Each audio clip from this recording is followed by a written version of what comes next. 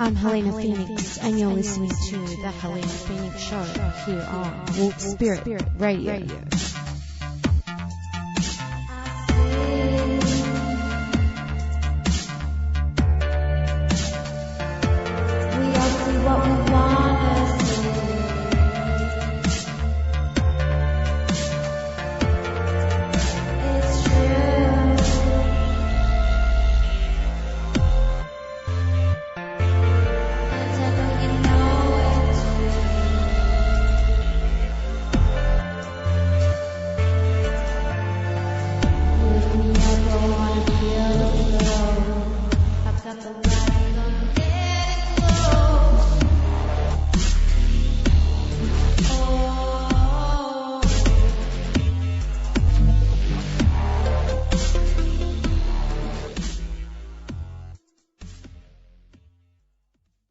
Hello and welcome to another installation of the Helena Phoenix Show. I'm Helena Phoenix and I'll be your host here on Wolf Spirit Radio for the next few hours. So just a quick reminder that Wolf Spirit Radio is listener supported and managed and run by JP, who works very, very hard at maintaining the station. I can imagine it's quite a feat to run a radio station, a global one at that. So you can check out Wolf Spirit Radio by going to their website, simply wolfspiritradio.com, and the station will be expanding. It always does. These things start off small and they can grow, and that's what we're hoping for Wolf Spirit Radio. Although Wolf Spirit Radio has a great reputation, has been around for some years now, so we're still there, and I'm relatively new to Wolf Spirit Radio as a host. I've been familiar with the work on Wolf Spirit Radio for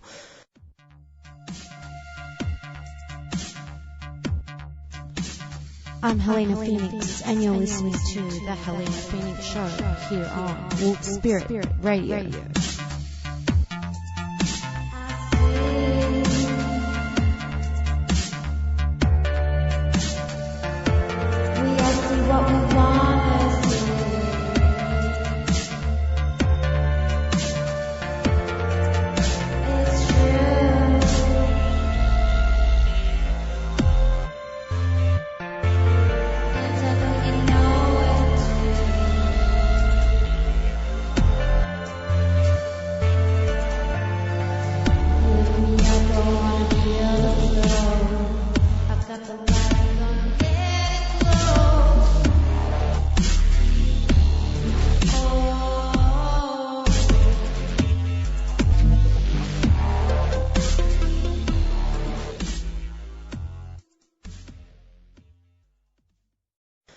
Some years now.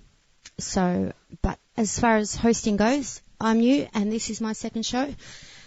I had a show last week where I was dealing with speaking about the divine feminine, and I touched on a little bit about what's going on in the alternative world at the moment, which kind of isn't good. There's just so much differing opinions. There's so much splitting and splinter groups starting, but that's part of evolution, you see. I don't think everybody's going to feel and think the same way at the same time, so we have to respect that process, and we won't necessarily agree with everybody, but that's okay too. That's what it's about. If you understand the aspect of it, that we don't have to agree on everything, because would be little sheep if we agreed on everything. So there is a lot of splintering at the moment for good reason. However, there is something I wanted to bring up before I enter the crux of the show, and that's this spiritual movement we seem to be entering at the moment, the age of Aquarius, which was predicted for 2012. Now, we talk about the awakening a lot, and it just seems to be this awakening is kind of not only a frightening one, but a very argumentative one. And there's a lot of fighting and there's a lot of deception in the quote-unquote spiritual world at the moment. And a lot of snake oil sales people, men and women. You don't need to be sold spirituality. Spirituality is just a semantic term anyway. I'm not spiritual. I'm not spiritual. I don't want to even have a term for what I am. I'm just a human being trying to figure all this out and live a life of happiness and joy as much as I can. So no labels. Obviously, I have to use labels sometimes to get a point across. That's semantics and that's language. But the term spirituality seems to be becoming quite almost demonized in a way, because the movement really has been compromised with the amount of rubbish and disinformation that's out there. But you don't have to concern yourself with that. The macro doesn't matter. It's the micro that matters. It's your own journey, your own life, your own experience, your own subjective views, your own relative views are really all that matters. And that's what we really should be focusing on, not whether our neighbour thinks the way we do. The work I do isn't to convince anybody of what I know or to convince anyone to be more like me. My job is to perhaps people resonate with the work I do. Maybe people can feel like they're not alone, that a lot of us feel this way. So that's where I'm coming from. I don't claim to be anything. I do have certain abilities, but they're abilities that I've nurtured and honed and practiced, and anyone can do it. And we also don't know what we don't know. So there's probably a whole lot more that we are capable of doing, but we just don't know because we have so many blocks, mental, emotional blocks. So they're the things that I like to uncover without using any labels. I don't want to use the term that I am spiritual. I think everyone that comes to Earth is naturally spiritual, but it really is about focusing on, for me, how I tap more into my true potential, really. So without having it sound like pop psychology, I talk a lot about personal power. I think so many of us are very emotionally bound, very emotionally attached to situations. I know I have been, and I know I still experience that. But I'm learning to not let my emotions and my programming control me. I'm learning that I'm the master of my ship. The ship doesn't control me. I control the ship. That's the difference. And I speak a lot in metaphors. I don't speak in the literal. So, be the master of your own ship. Be the place your sails in the direction you want to go. We have so much control and power over our own lives that if you really knew how powerful you are, and power, the word power, I wish there was another word I could replace, because power has kind of got a lot of negative connotations to it. Maybe personal prowess or personal mastery, shall we say.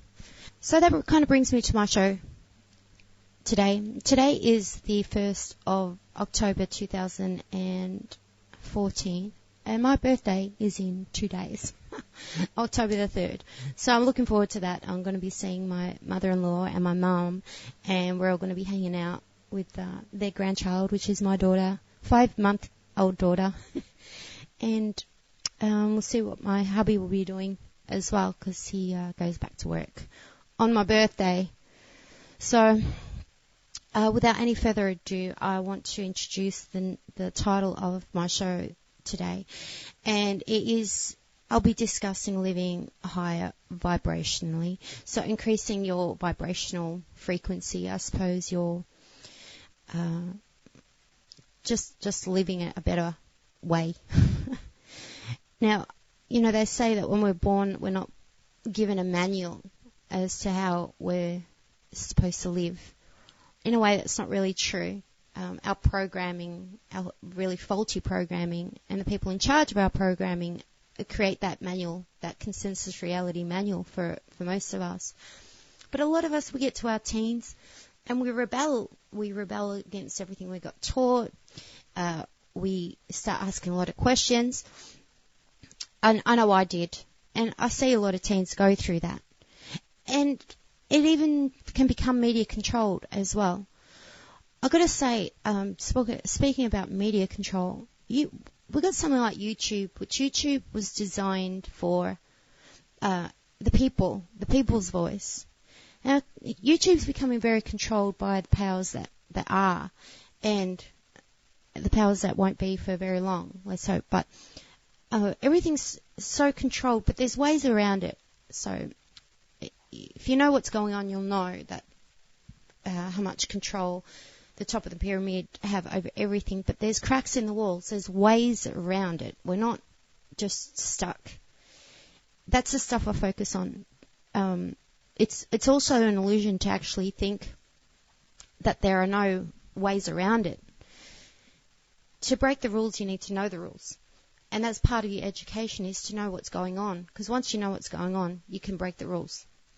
So I was getting into how our programming is pretty much the manual that we enter this world with. Well, actually, we don't enter the world with it.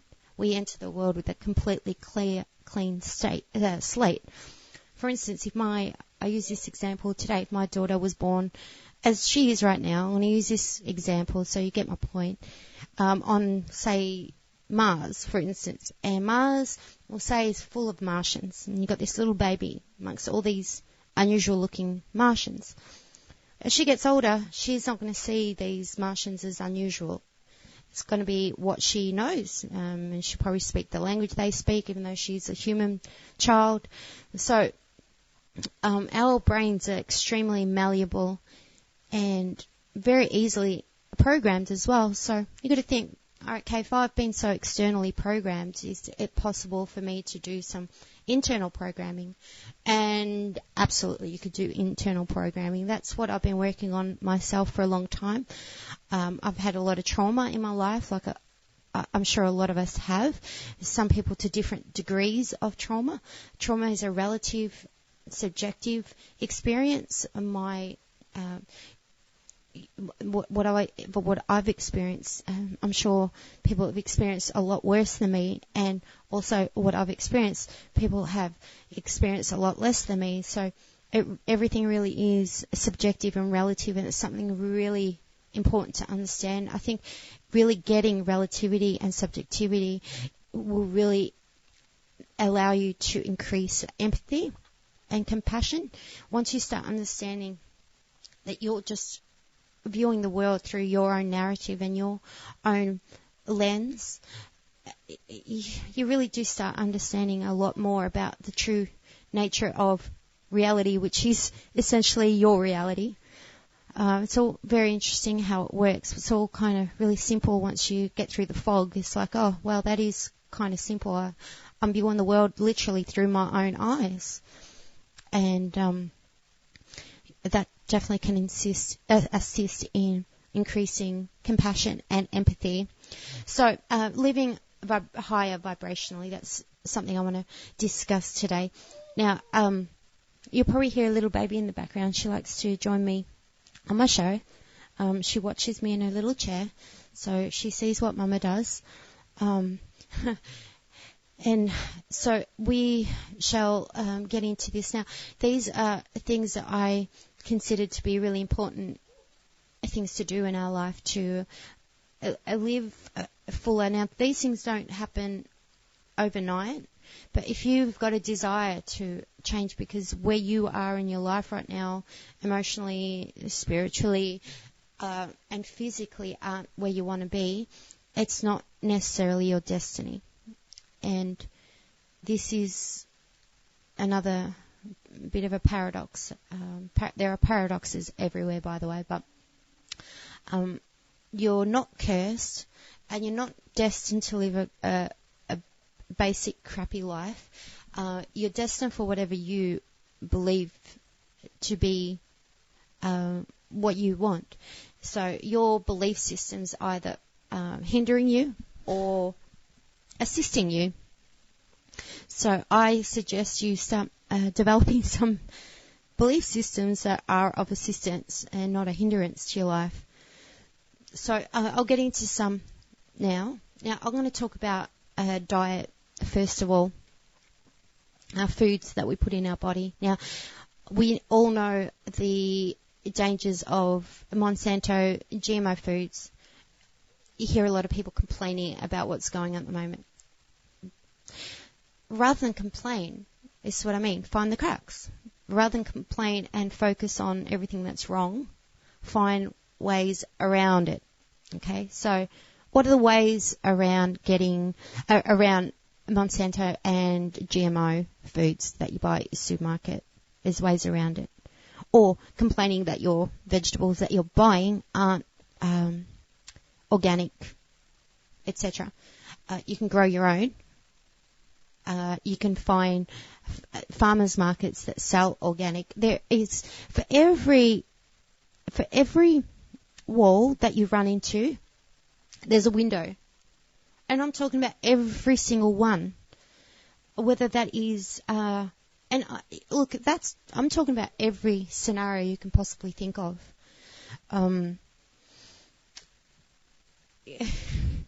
Every scenario. If there's a problem, there's a solution. But it's up to your braininess and your heartfulness whether you're clever enough to figure out how to get around situations. So rather than complain about not having, they're not making the right foods, well, you grow your own foods, and there's certainly a lot of places that you can get the foods that you're looking for. Because where there's always going to be a need, so there's always going to be people that provide for a need. And what we're putting in our bodies is very important. Obviously, I mean, I'm a qualified personal trainer and a qualified health and nutritionist. That's my background. And the reason why I got into nutrition and personal training is because I was bulimic for 12 years, absolutely obsessed with the way I looked. It was my programming, you see. So I kind of needed to get into this modality of work almost to get myself healthy, because I couldn't keep living like that. I couldn't keep... It's such a test of your self-esteem, if you have any at all, because if you're doing those things to yourself, it's because you have a very low view of yourself, you have very low self-esteem, and that goes very deep, those eating disorders. So I got into this field of work so I could understand myself and perhaps heal myself, and it's exactly what I did. So I went from being very obsessed with diet and exercise to more of a balanced way of treating food and lifestyle in terms of diet, etc. So I'm not perfect with food now, because I tell you something about sugar.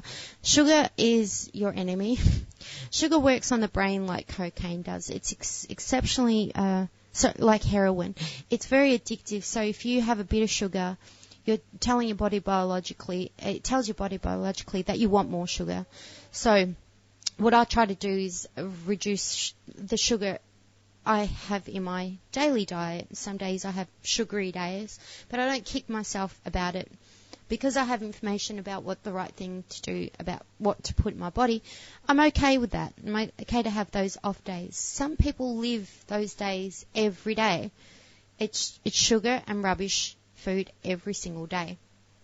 And I think we get away with that when we're younger, but as we get older, it's important to kind of have nutritional foods, all ages. But there's a few little things that I really recommend. I take vitamin C and like high doses of vitamin C, and there's so much research about the benefits of vitamin C. I recommend you go check it out. And it's very simple. I just get like a powdered vitamin C, and I actually use iodine as well. I've done some research on iodine. I don't want to tell you too much because I'm not an expert on iodine, but from the stuff that I've found out about it, it's really worth checking out and getting a very concentrated formula in terms of iodine if you're going to get some. I get it in the liquid form, and I just drop it in my filtered water, and I put it like a vitamin C magnesium tablet, let that dissolve, and I put added vitamin C powder.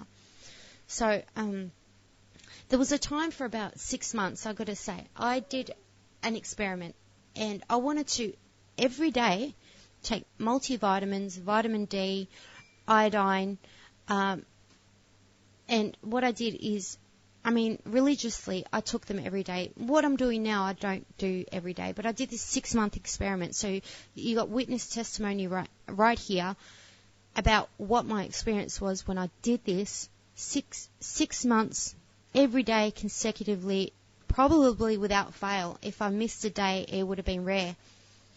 And what I noticed was energy levels are different. Skin behaves differently. Hair behaves differently. More energy. It just felt different, and you look different too.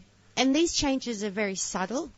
Obviously, you don't do this and then the next day you see a big change. They're subtle changes. And if you know yourself really well, and if you're very in touch and in tune with yourself, you'll experience those changes. Now, the body is miraculous. Our minds, our souls, our everything about us. But we've got to put the work in. And a lot of times it's not a lot of work, but we have to do it.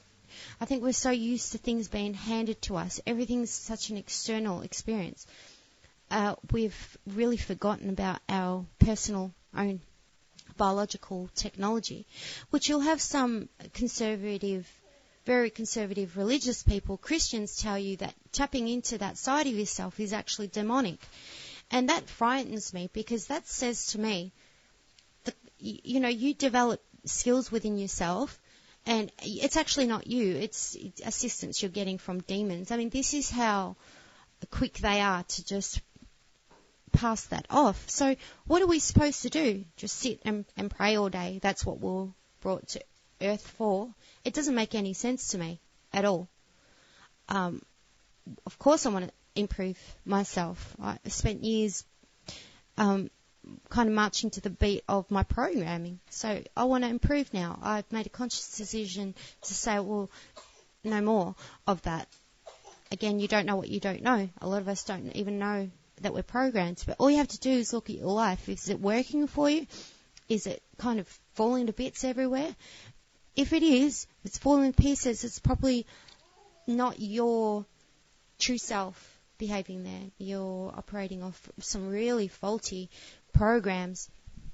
So, look, a diet is definitely something that you want to just start on slowly. If you're eating a lot of junk food, a lot of food that's so easily accessible, and that's the thing, it is easily accessible. I eat a lot of really high fiber foods as well. High fiber foods is something I definitely recommend, especially for weight maintenance.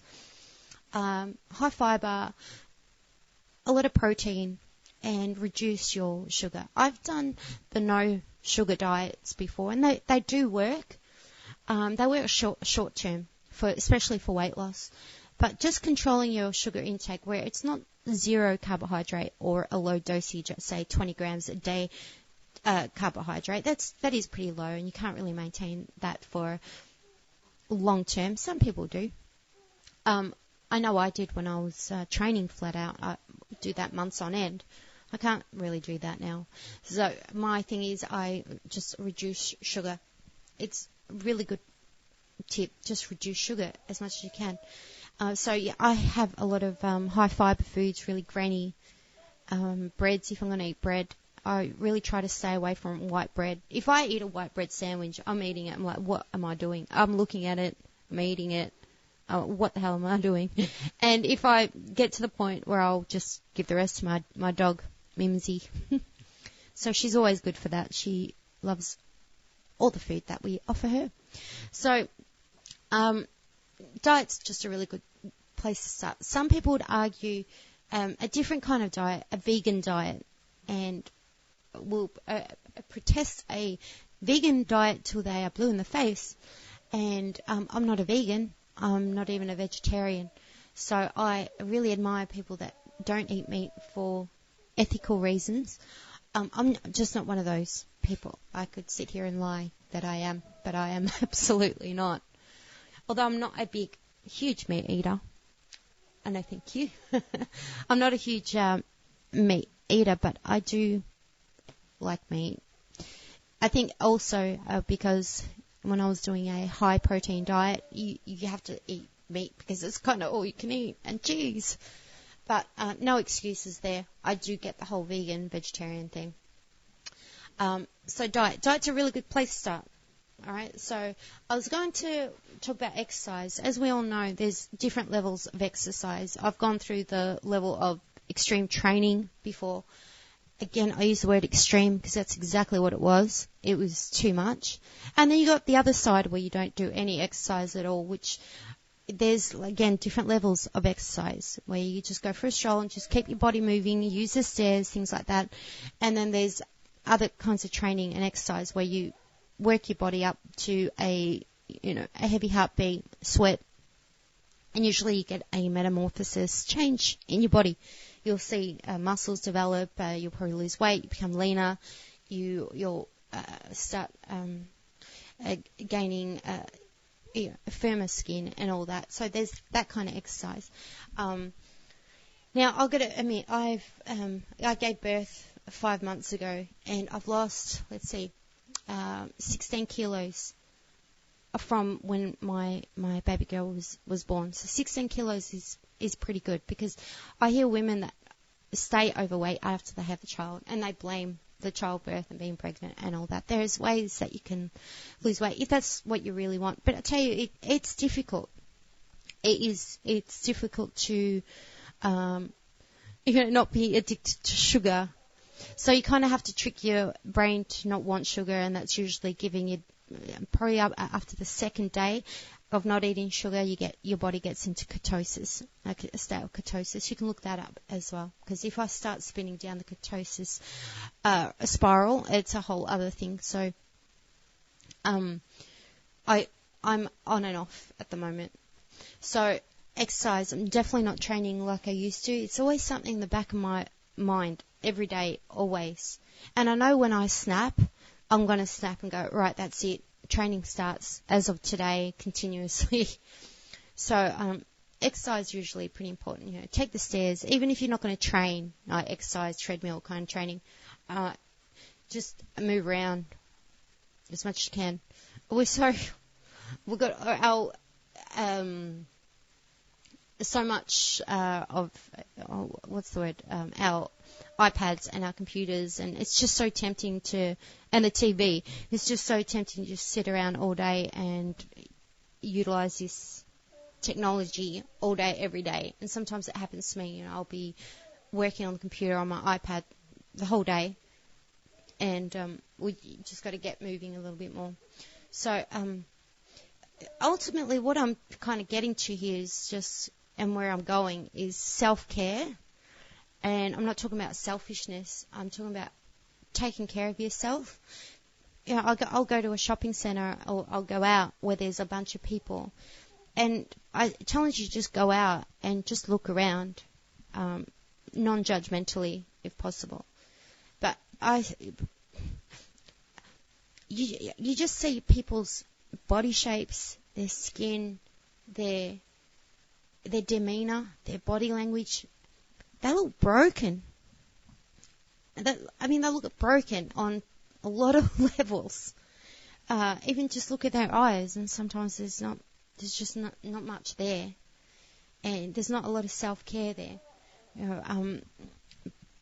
Being extremely overweight, it's like, I think when people kind of judge really overweight people, I think subconsciously it's more like, you're not looking at their fat.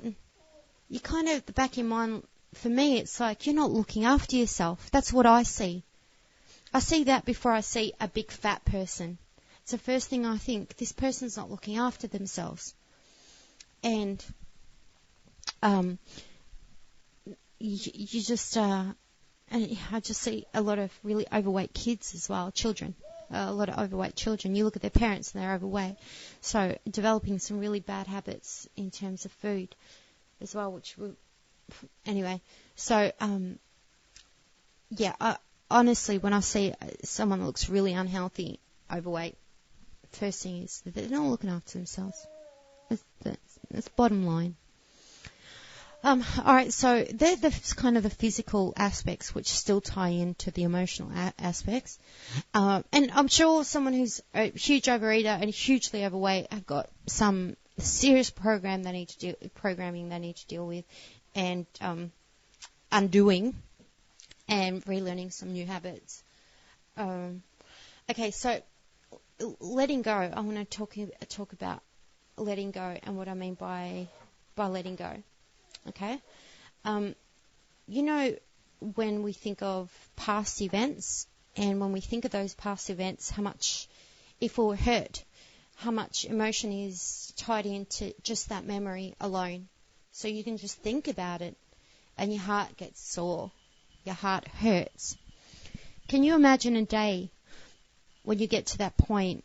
Can you imagine this? When you think of those times, those traumatizing times or those hurtful times, and you think about them and you have no emotional response whatsoever. Nothing. It doesn't hurt. It doesn't hurt your heart. It doesn't hurt your soul. You can breathe and it feels okay.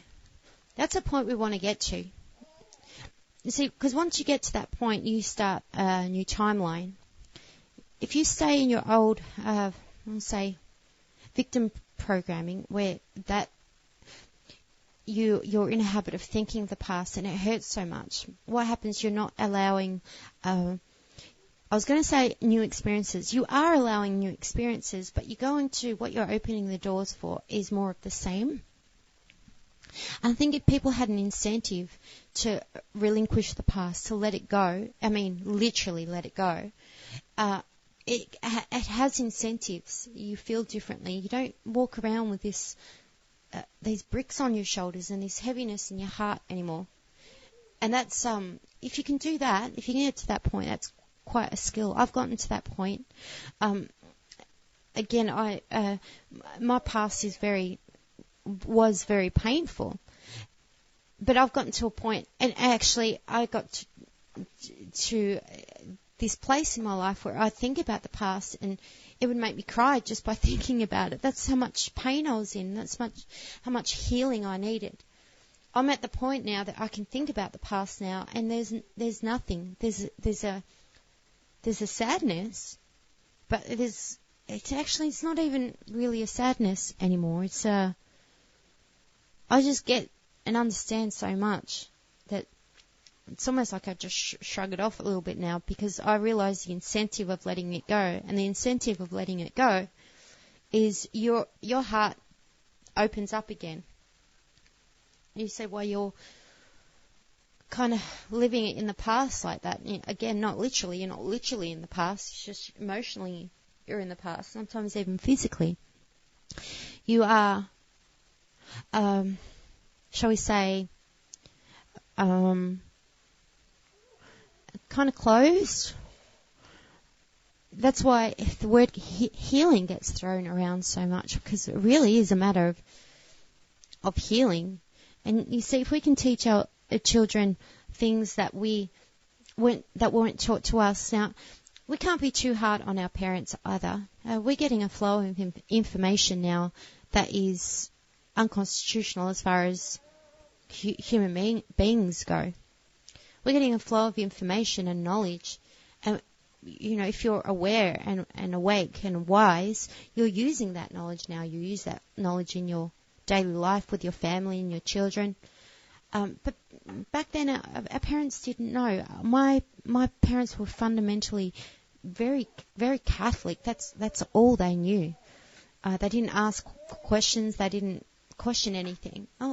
They kind of did, but at the end of the day, that was their programming and that was it, you see.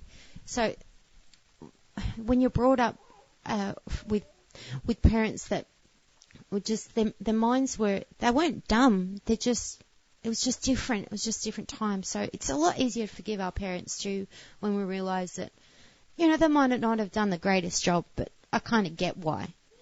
You see how knowledge and information can really help you just let go. When you start getting stuff and you put two and two together and you see the bigger picture, you realise I don't have to be angry or hurt anymore, because there's a really good logical reason why a lot of stuff happens. So I think letting go is definitely fundamental. I know it sounds like pop psychology. You go, let go of the past, right? And it takes some practice. It takes even just a little bit of meditation. Even we'll talk about meditation after. So it is really fundamental to stop that spiral, because you'll, in another 5 years, you'll still be in that state, except you're just 5 years older, still with your head in the past about all the things that happened to you and how you were victimized and how you were, I'm sure you probably were victimized. I'm sure you were, even something traumatic happened, but it's not your destiny. It's not hardwired like riding a bike. You don't have to practice that thought over and over again, and that's what we do with memories. We kind of practice the thought, and we make that neurological pathway a lot stronger by giving it way too much attention. So there you go. There's a little way that you realize how much power you've got and how you can use your biological technology. Don't forget your biological technology. Yes, we're surrounded by sophisticated technology, which could also be a relative thing. Maybe if we saw what technology really existed, we realize what we've got.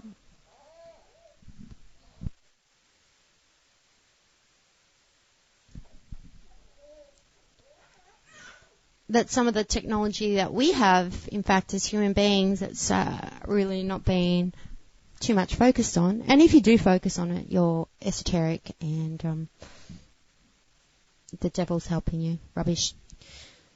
So we are so focused on our external technology. But what I was going to say, actually, this is the point I was going to say about technology being relative, because we've probably got entry-level technology. It seems really sophisticated, but my gosh, I'm sure the technology that exists is way past and beyond what we've got now. So we've got iPads and smart cameras and smartphones and all that stuff. And but there's teleportation machines that exist, and time travel machines and portals and all sorts of other technology. But ultimately, my point is, let's not forget our personal biological technology, which is what we're doing. We're really doing that.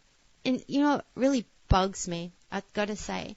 And look, I have got no problem with Christ. I love Christ. That's not my issue.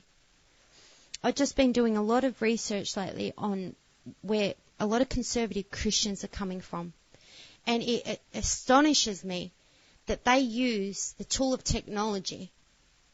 They use technology. Yeah, if you even dare to tap into your own personal technology, it's considered demonic. And I really take issue with that.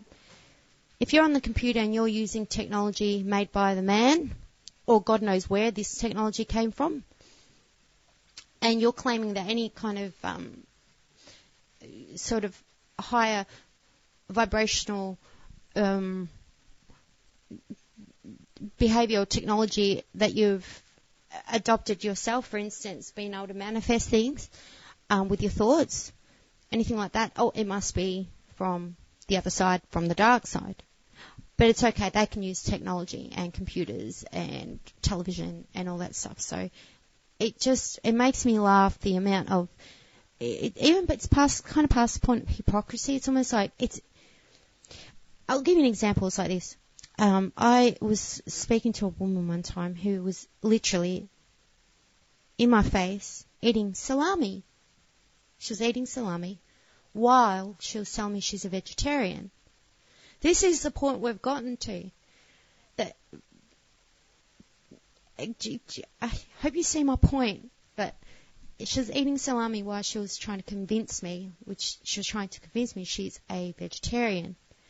Now you see how what she was saying and what she's actually doing simultaneously, I might add, aren't congruent. It doesn't make sense. Now, part of me wanted to believe she was because that's what she was telling me. But my eyes were seeing something else. She was eating salami. We are suffering from a lot of cognitive dissonance. Therefore, the truth can be right in front of us. But our programming, which usually is done by, visuals, but words as well, it can certainly leave us saying, well, do I believe what I see or do I believe what I hear? And believe half what you see and even less of what you hear. So this is my point, what I want to say about these fundamentalists. They are the metaphoric vegetarians eating salami. It's the best way I can put it, and I'm tired of it. I'm tired of the rubbish. I'm tired of hearing it. I'm tired of their judgment. I'm tired of the fact that they think they know it all, and they are completely ignorant to the truth that most of us are. Do we really know what the truth is? We can only really resonate with what feels right for us. And I don't know, being part of any kind of group or collective thinking, being part of that group, this is what's happening in the spiritual world right now. People are connecting. They think they're in their soul, quote unquote, soul groups. And they're coming out very disappointed and very disenchanted by what they're seeing. And you see this happen in churches. You see this happen in more independent get-togethers. There's a place in Australia that's quite infamous and notorious and famous for its, how could I put it? It's like hippies migrate there. It's called Nimbin, a place called Nimbin. And some years ago, okay, so I'll tell you about Nimbin, and then I'll tell you what happened a couple of years ago. So Nimbin is like a mecca of, sort of pagan hippies wanting to live more naturally, more off the grid kind of way of life. So Nimbin is like this mecca that brings hippies, for lack of a better term, from all over Australia to this mecca.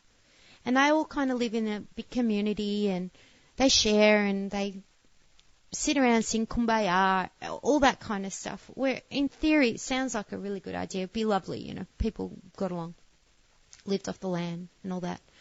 But some years ago I started meeting people that had the Nimbin experience, and I actually wanted to interview them because their experience was such a dark one.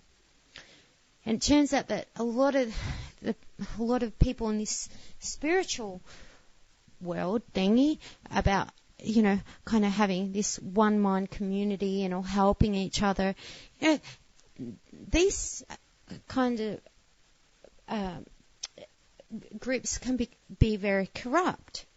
So I was meeting people that had the Nimbin experience and would just, the way they would look at me and talk to me like, Helena, you not believe how they're supposed to be hippie, loving, kind, and that's what they're pretending to be, but the real face of it is these people aren't like that. In general, they're not like that. They are self-serving, selfish, they can be cunning, all this stuff.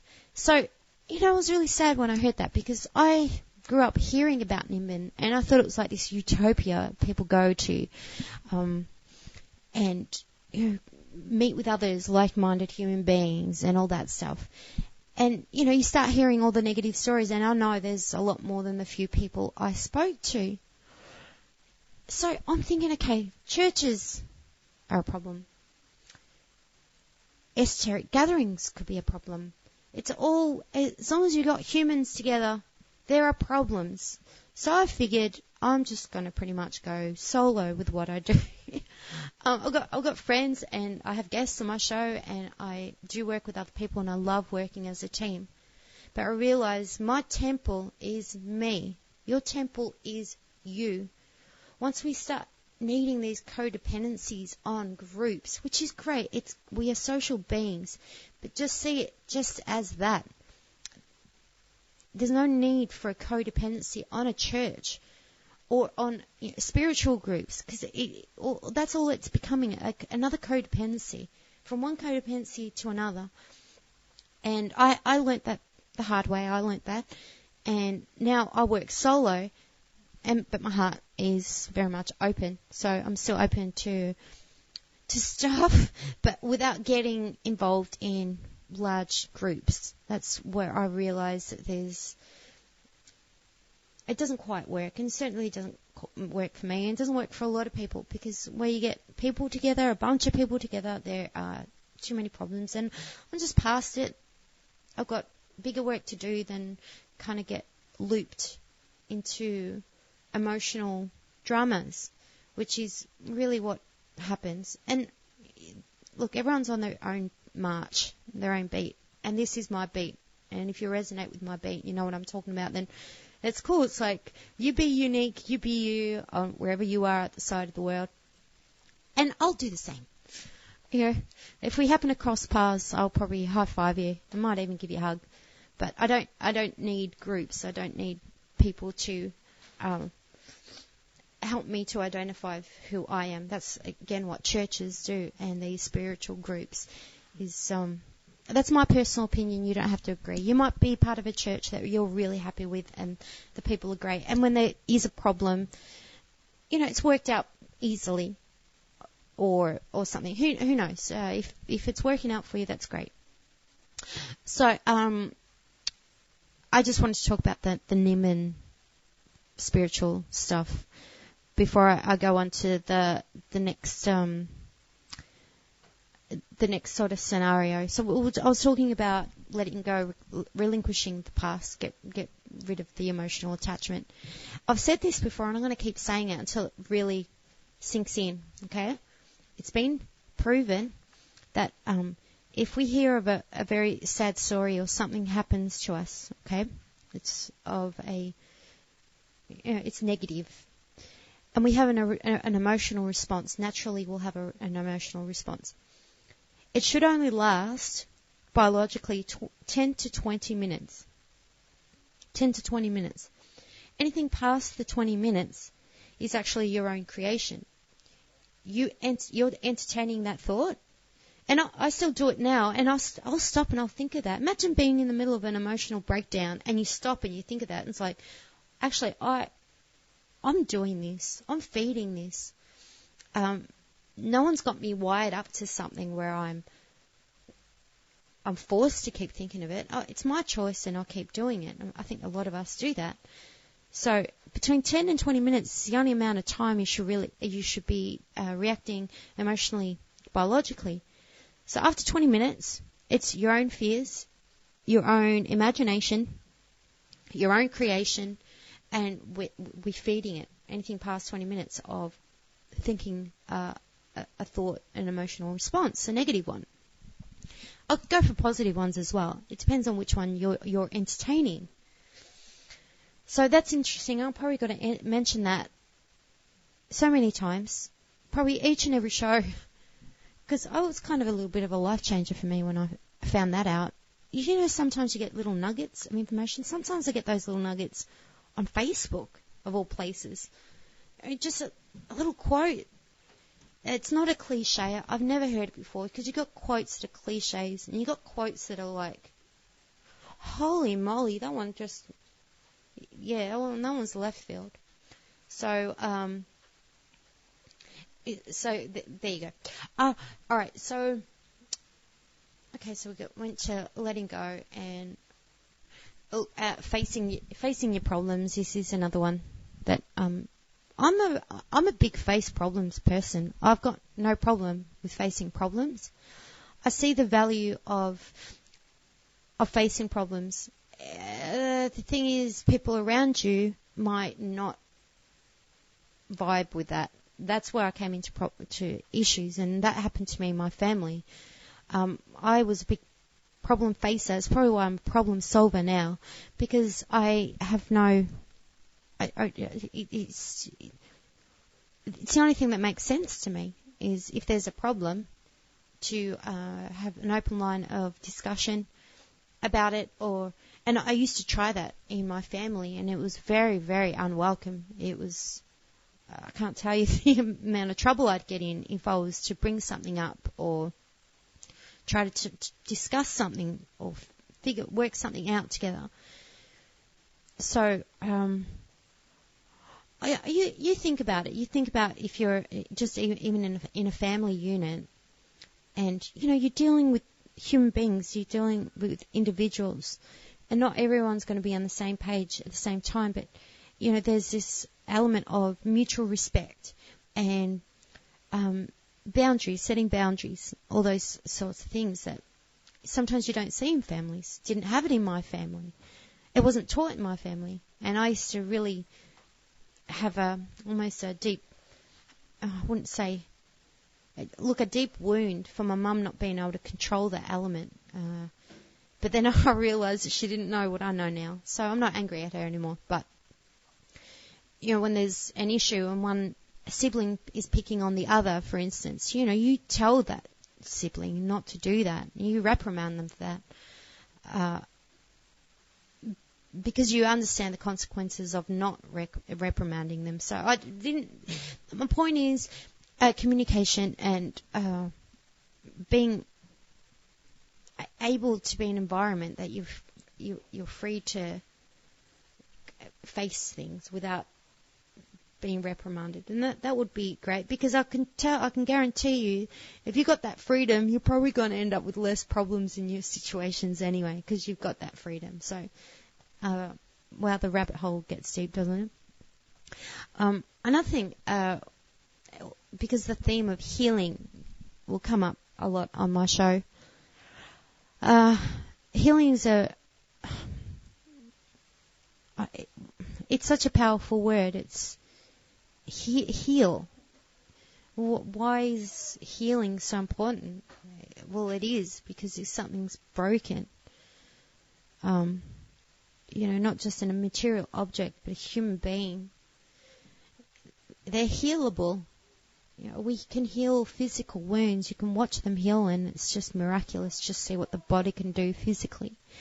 And what about with emotional wounds? What can we do with those? Are they healable? And they are exceptionally healable.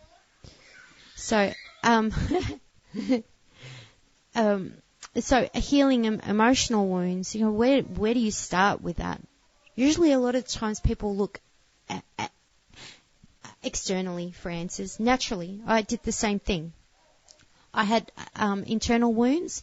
My first initial instinct was to go elsewhere for assistance, whether it be counselling or speaking to someone more spiritual that understands these kinds of human experiences, whatever it is. But a lot of us have the natural instinct, or who knows if it's natural. I mean, you think about we live in a culture where you go to your doctor and you say, I'm feeling down, they'll send you to a psychiatrist. So there's this encouragement of going elsewhere for help. Yes, so we are oftentimes externally encouraged to go elsewhere for healing.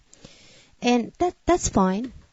Perhaps if we lived in a different paradigm, we wouldn't have to go through everything we go through to heal, because the stuff just wouldn't happen to us.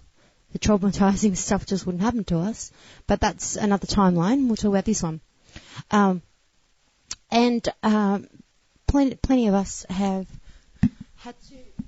had to do that, if you're inclined to do that.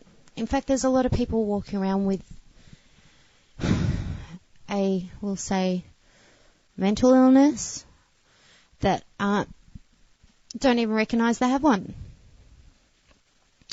So, for me personally, when I hit rock bottom, and that was enough for me to say, I want to heal, I want to change, I want better, I want joy, I want to be happy. It was a personal choice. So, it is about really being honest with yourself. And, I mean, there's things like narcissism. There's a lot of paradoxes around.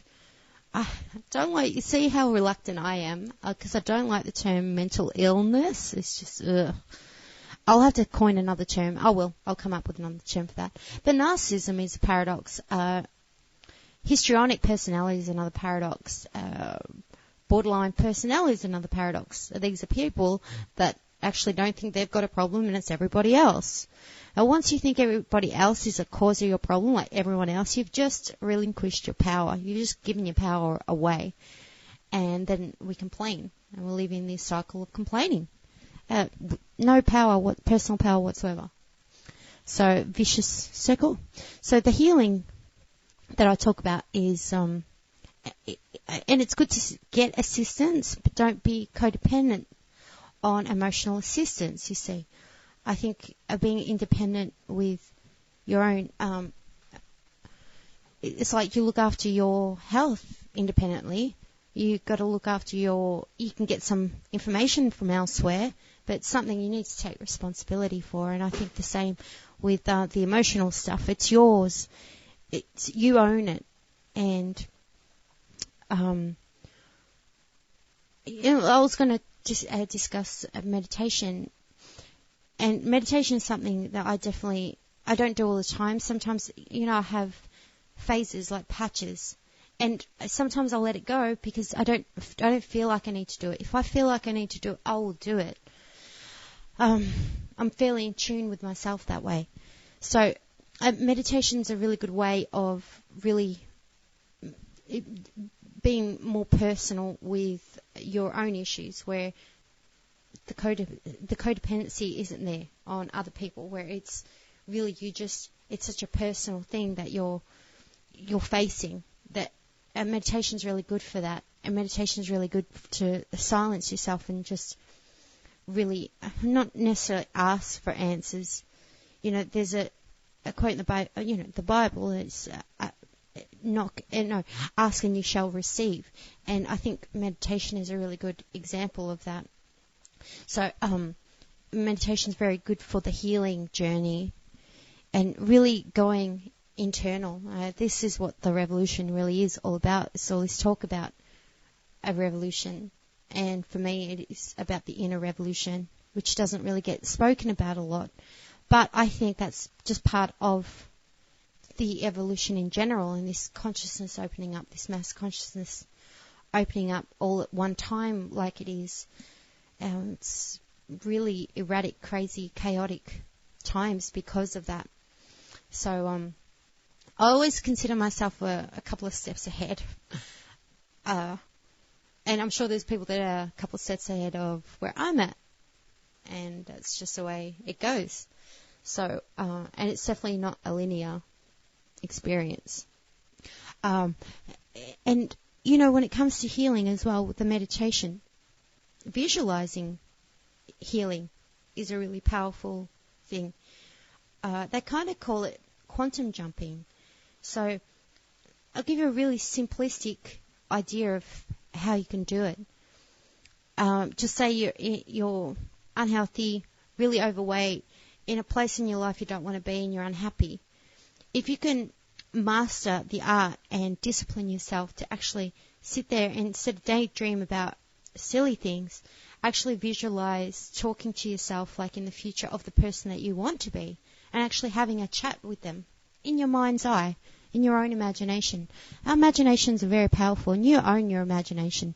No one owns it, although it has been tampered with, exceptionally tampered with. But you can use your imagination in amazing ways.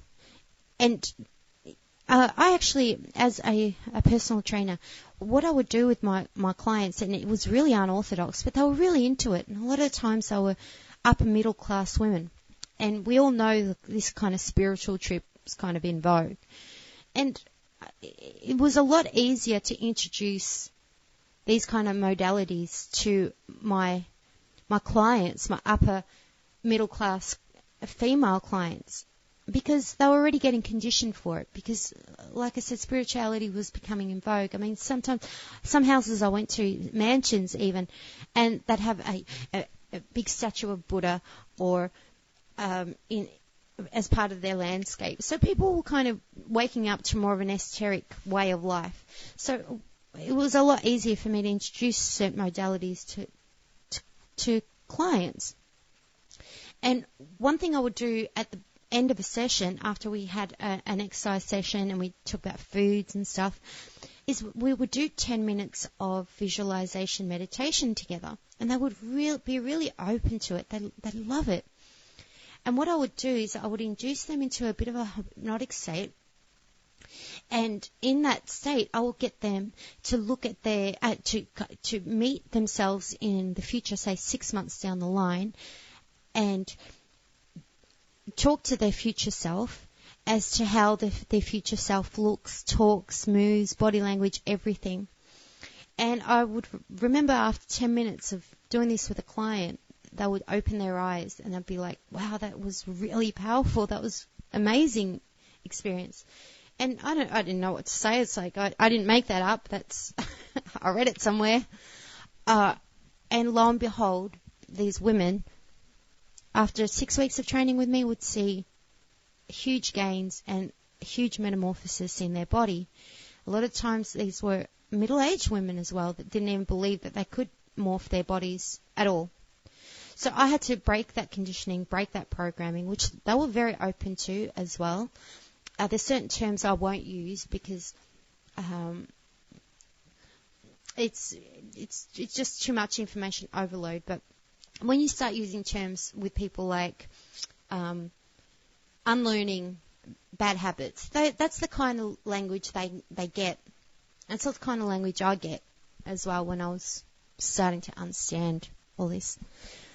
I tell you what, we're going to go to a break very shortly. Let's see. All right, so we'll go to a break. I'm going to enter the break with a song I wrote for my daughter. It's an acoustic song. I wrote it probably about 2 months ago.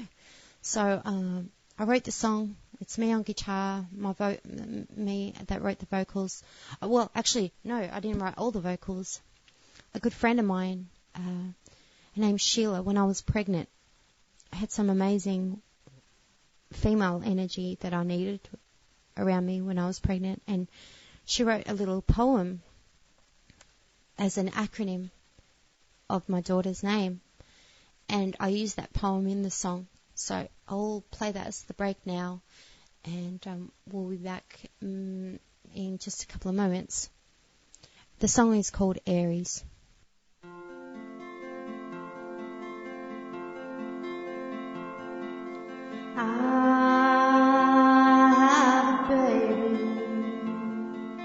She's so sweet. I love her so. She's got the world at her feet. Her name is Aries, like the god of war. Every time I see her face, you know I love her more.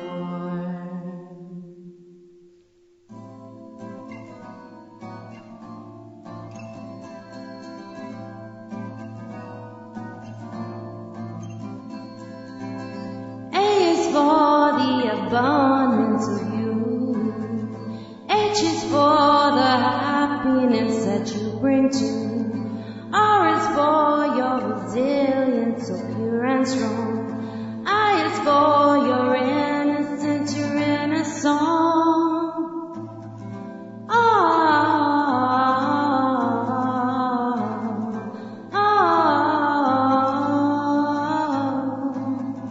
E is for your energize, your goal.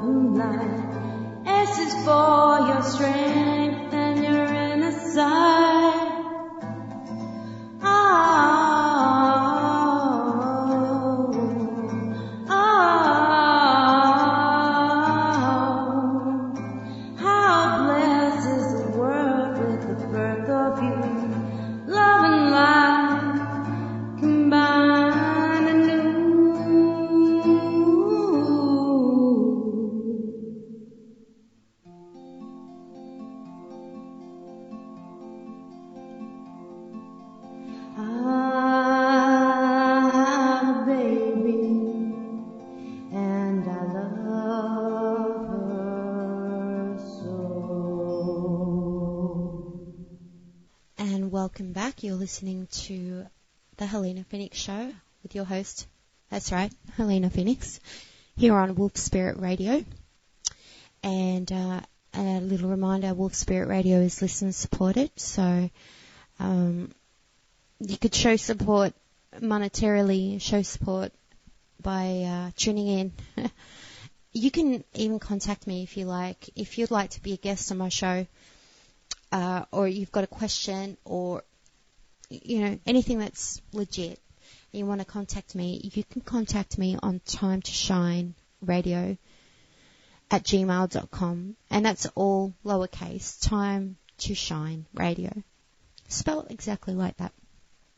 And you can shoot me an email if this for Wolf Spirit Radio is global, so we're on the internet, obviously, so it's going out to the world. And just want, say a big thank you to JP for all the work he does as well. So, and for all the support that Wolf Spirit's received over the years. Now, what was I talking about before the break? I was talking about how to live higher vibrationally.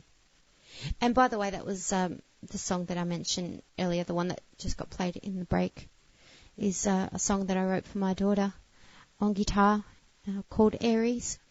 And I've got a YouTube channel as well, so you could be hearing this via YouTube, or you're listening this as a broadcast on Wolf Spirit Radio. So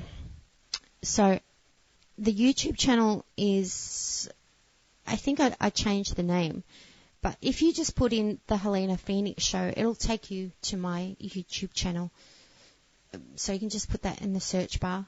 So again, you can contact me on timetoshineradio@gmail.com. You can check out, I've got music videos, I've got all music that I've created and written, and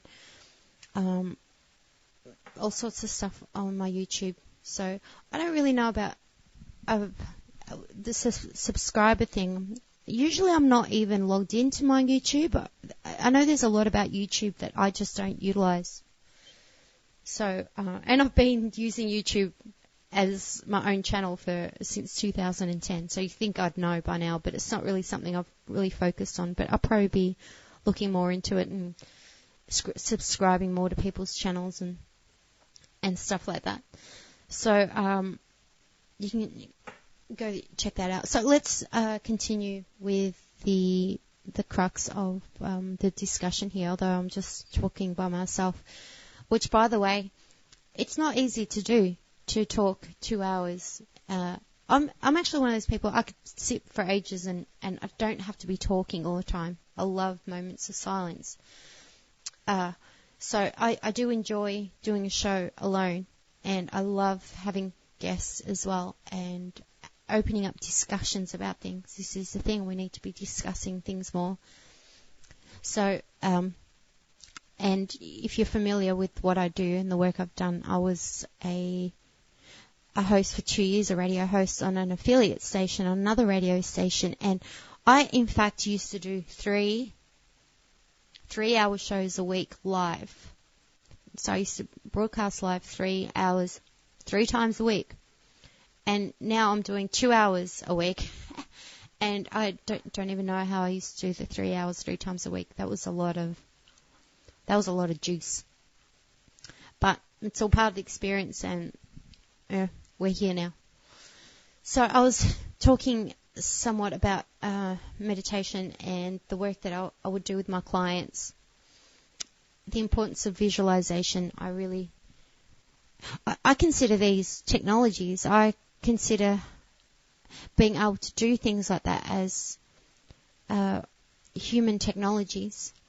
And I really do see this diversion from our own potential.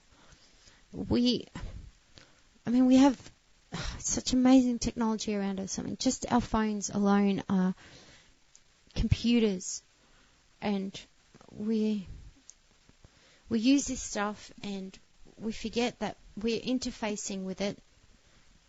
If we're able to interface with it, then there must be something pretty spectacular about us. Otherwise, we wouldn't be able to interface with it. Like a snail couldn't interface with a phone.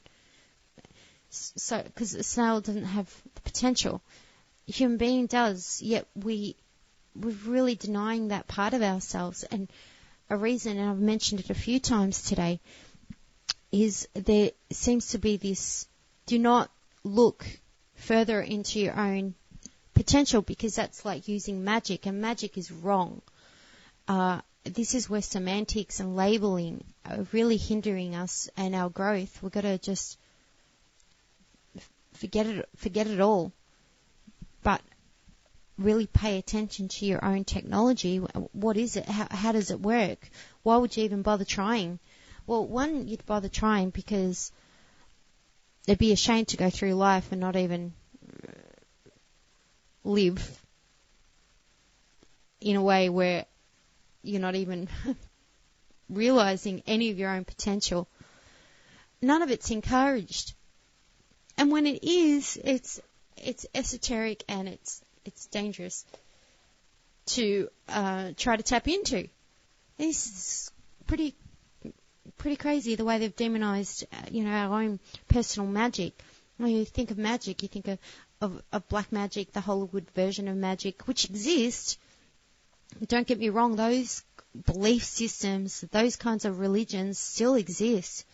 And people are making it very real by engaging in it, purely through belief. That's how powerful it is. If you have a culture that all believe in voodoo and black magic, and they're all practicing it, believe me, they start getting paranoid. They'll start feeling like they have to protect themselves from black magic, and they all start acting that way in communities because they believe it so much. They've made it real. They've manifested it because a bunch of people believing it. That's the magic of belief itself.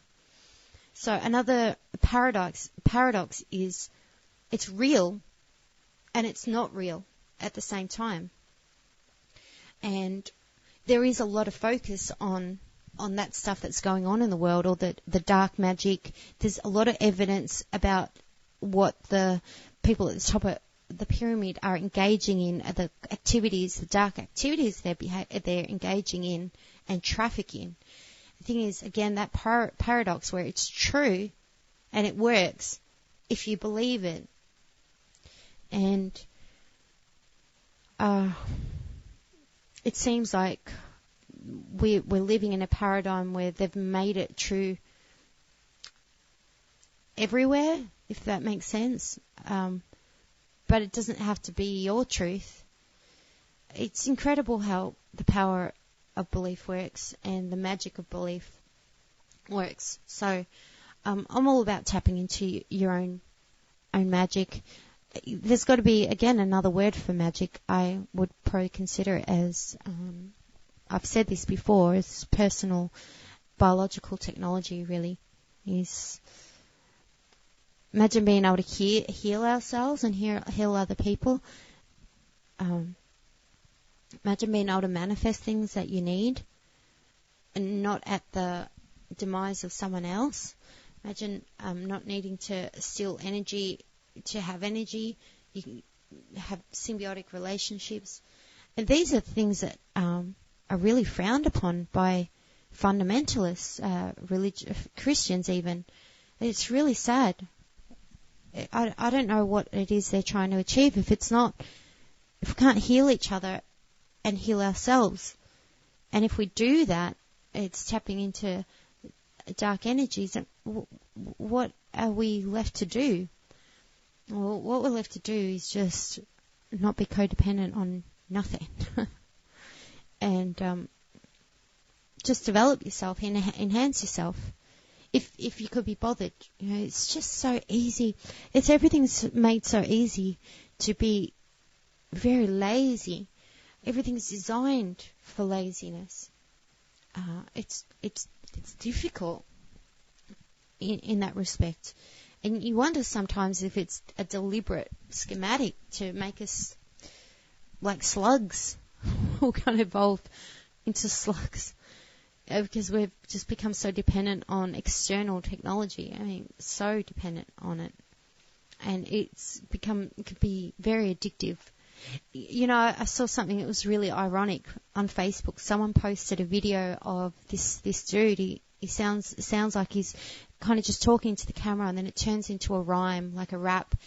And the rhyme is about how dependent we've become on technology, and he gets into really clever detail, something that we can all relate to. Something he says like, we'll get on Facebook and complain about something when really all we want is a hug from someone in our lives. Things like that. He was really touching and hitting home. But ironically, although he was talking about our dependence on technology, social media, and all this stuff, I saw his video on social media. So we're just stuck in all these little... I love the word paradox because I really do see everything like a paradox. So maybe a bit more balance is what we need, rather than one extreme or another extreme. Or if that's what you vibe with and that's what you're down with is extreme, that's your mojo, that's your gig. For me, is the balance is really important. When something is out of balance for me, which does still happen, I can pull myself up on it. Living in this duality, 3D duality, need balance. I sound like Cape Woman. Duality, need balance. So you hopefully get what I mean by that. So let's see. There's probably about 50 minutes left on this show, and living higher vibrationally. A few other little things we could do is smile more, and it's really about making choices in certain situations. Everything is really about making a choice, how you want to respond. So we could be out, and look, it is about making a choice about being emotionally engaged or not. So sometimes when I am emotionally engaged now, it doesn't last very long. It's another thing. I don't think I'm ever going to be totally eradicated of emotions. I don't want to be. If you've seen the movie Equilibrium, that's what the whole movie deals with. They find a way to relinquish all emotions from human beings by taking an injection. So you inject yourself every morning so you don't feel any emotions. In fact, it's illegal to have an emotion. And you wonder, okay, how would it be illegal? How would they police that? Well, how they did it was people were policing one another. That's how they were able to catch people. It was called a sense offense. SENSE. A sense offense. So anyone that was feeling anything, they would be caught by their son, their daughter. So it was it's an interesting movie, Equilibrium. I recommend you check that out. It's a very deep look at the human condition and how they feel that, hey, we've got a solution. Seeing emotions are what seems to be to the human being's detriment. Let's just get rid of emotions. And that's not. So it kind of tests your. It's quite confronting because you're kind of like, oh, hold on. It is emotions that can be of detriment. But imagine a world with none. No. So again, one extreme to the other, being an emotional pile of crap or having no emotions. So it really is about kind of balance again and getting to know who you are, why you're here. Another good thing to do, and I've done this before, so I don't really need to do it these days, but be really clear as to what you want. You can write stuff down. Sometimes seeing it on paper really brings it home, and that is writing down what and this is really facing yourself, right? If you're inclined to, if you've had enough, you say, I had to get there because I hit rock bottom. So I got there. Writing down stuff in your life that's just not working for you, and put it on paper, and in contrast how you'd like it to be, and you will see subtle changes if you commit to this kind of healing journey. If you commit to it, you'll see changes, and life just becomes a lot easier. You start changing. Where change is absolutely not impossible. It's not something that, look, it took me years to heal, but I think the way things are going is that we can heal a lot quicker, and we can help each other heal. This is the choices thing. You've got choices. You actually do have choices, even though your emotions and your programming might tell you differently. But it's just a trick. You have choices. You have choices how you want to respond to situations. So we all get frustrated and angry and annoyed and all that stuff. I certainly still do. I just don't stay there like I used to. I used to stay there. We don't need to stay there. And if you're finding those situations that are causing this anger, frustration, it might be time to kind of move on. So it could be a job or a relationship. They're really the only two things that could be of issue if it's hindering your healing, say. Okay, so there is another thing I'm a real advocate of is helping each other out. Like, if someone that you love is down or in need of assistance, help them out. I saw some things on Facebook today that were just so cool. Like someone was being threatened, and I don't really know them that well. They're on my Facebook. I don't have a lot of people on my Facebook, actually. Let's say there's probably about 100 people by choice. I don't add a lot of people. I don't like having any more than 100 people because then it becomes like a ticker tape and I can't see what's going on with people that, my friends and stuff. So I keep my Facebook fairly simple. But what I saw was a friend was being threatened in some way, and people really came to their defense, this person's defense. And I thought, and they were getting really extreme as to what they were going to do to the person that hurt the person that they loved. And it was like, it's pretty cool seeing that kind of loyalty. People kind of going above and beyond. It's like, who hurt you? If they hurt you, I'll hurt them kind of thing. It's pretty, quite a reassuring feeling when you got people that have got your back. I'm very much a have your back kind of person. I like having my back. People having my back. I like having people's backs. We've got to look after each other like that. So, big advocate of that. That's something I would suggest.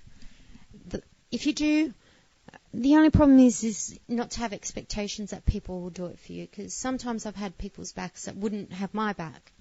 So I have to decide whether I do it unconditionally or not. Otherwise, guess what happens? It causes frustration and anger.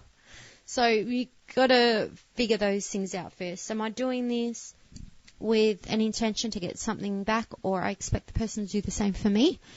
I like my relationships to be symbiotic, that it is a two-way thing. Some instances I don't expect it. Like, okay, I'm doing this, and I don't expect anything in return. I don't expect that they're going to do the same thing for me. It depends on who it is. But I have to make conscious decisions about it. Otherwise, I can get really frustrated if I've done it for someone, but they won't do it for me. So be clear with your intentions so you don't get hurt. That's what, the kind of the wiser you become, the less hurt you become. Because it's kind of wise to make a choice before you do stuff like that. It's probably smarter to figure it out before you do it so you're not disappointed or hurt. I know I've been very hurt before from people that I've done things for that they wouldn't, like that saying. I think I'm not sure if I mentioned it last week, but I'm tired of people not even wanting to jump puddles. No, I'm no longer going to be crossing oceans for people that wouldn't even jump a puddle for me. There you go. There's another bit of a Facebook quote that I've seen floating around. That's a pretty good one. Yeah, so if you cross an ocean for someone, you might have to realize, okay, I'm going to cross an ocean for them. They probably wouldn't do it for me. Am I still going to do it? Even if I know that they wouldn't do it for me? They're the kind of decisions you have to make. Stop future pain, really. So the helping each other out, visualizing healing, visualizing healing is a really, really good one. I'm not in any position. I'm not a doctor, so I'm not in any position to give medical advice. But if you have some sort of ailment, I've done this many times, many times. That I'll give you one example of. It's incredible how many times I've done this, just by pure awareness, using my own biological technology. Right, so. When I was pregnant, my baby girl was pushing on a part of my belly that was hitting like my sciatica nerve. And it got to a point where it was actually Christmas Day, and I had to lay flat. I couldn't move. I was at a family gathering, and I couldn't move. I'm like apologizing. I'm like, oh, I'm not being lazy. I just can't move. So this happened for 3 days until I had enough. I'm like, this is totally taking control of me, this back pain. You know, you get back pain and it's like, oh yeah, it's icky, but I'm still moving around. So this was the kind of pain that I couldn't move, I couldn't bend down, I couldn't do anything. So I was laying down and I said, okay, this is enough. I'm either, like the doctor said, I've got to go see a chiropractor, I have to go here, I have to go there. I thought, well, to avoid going to all these places to get this thing fixed, I'm going to try something else. And what I did is I had a little chat with my baby in my belly, and, you know, I just asked and visualized her just nudging and just moving a little bit to the side because it was hurting me.